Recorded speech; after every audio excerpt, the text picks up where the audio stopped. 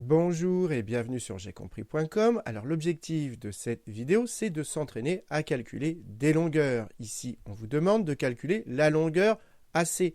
Et le problème, c'est qu'ici, il n'y a pas d'angle droit et donc on ne peut pas utiliser le théorème de Pythagore. Et dans ce cas-là, eh bien, il y a une technique très classique qui utilise le produit scalaire. C'est ce qu'on va expliquer dans cette vidéo. Donc maintenant, comme d'habitude, appuyez sur pause, essayez de faire tout seul cet exercice et on se retrouve juste après pour la correction. Donc, allons-y, on nous demande de calculer la longueur AC, cette longueur-là. Et l'idée, c'est qu'au lieu de calculer la longueur AC, on va calculer la longueur AC au carré. Pourquoi? Parce que la longueur AC au carré, c'est la même chose que le produit scalaire de AC avec lui-même. Parce que, je rappelle, que quand on calcule un produit scalaire et que les deux vecteurs sont collinéaires, c'est bien le cas ici, AC, et là c'est AC, c'est donc le même vecteur, ils sont bien tous les deux collinaires, et bien quand on fait le produit scalaire de deux vecteurs collinaires, ça fait la longueur du premier, donc AC, fois la longueur du deuxième, encore AC, ça fait bien AC fois AC, autrement dit, ça fait bien AC au carré. Donc retenez que la longueur AC au carré, eh bien, c'est la même chose que le produit scalaire de AC avec lui-même. Et l'intérêt de remplacer une longueur par des vecteurs, c'est que du coup, ici, on va pouvoir appliquer toutes les règles sur les vecteurs, et en particulier, ici et là, on va pouvoir introduire un point avec la relation de Schall.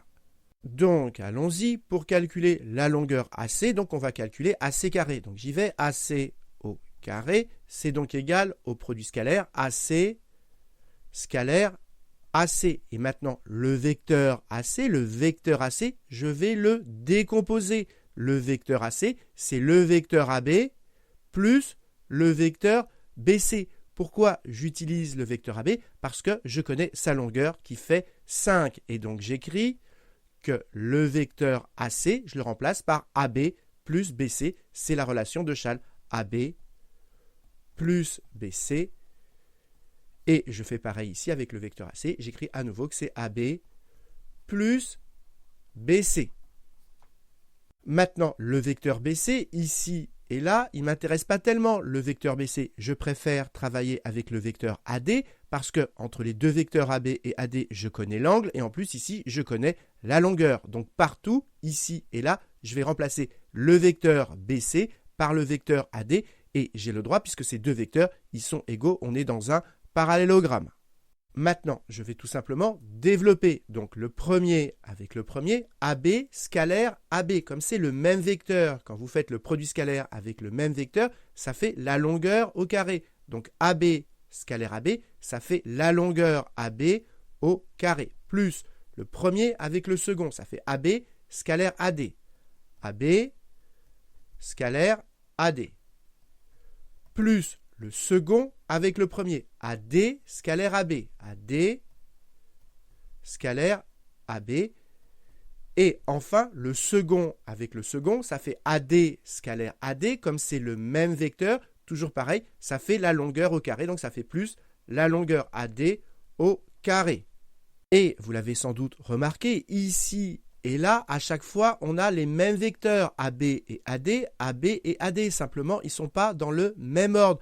Mais dans un produit scalaire, si on change l'ordre, ça ne change pas le produit scalaire. Donc ici et là, en fait, ça donne le même produit scalaire. Donc plutôt que d'écrire ce produit scalaire plus celui-là, eh bien ça fait deux fois celui-ci. Donc je le mets, ça fera deux fois le produit scalaire AB scalaire AD. Et devant, je ne change rien, ça fait toujours AB au carré. Et derrière, je ne change rien, ça fait toujours AD au carré.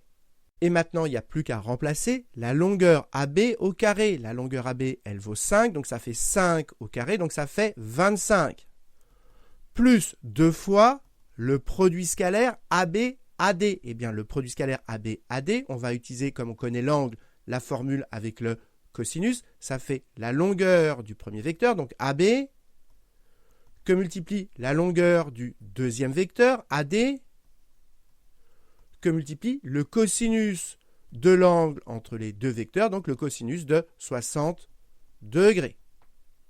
Et il reste plus AD au carré. AD, c'est 3, donc AD au carré, ça fait 3 au carré, ça fait plus 9.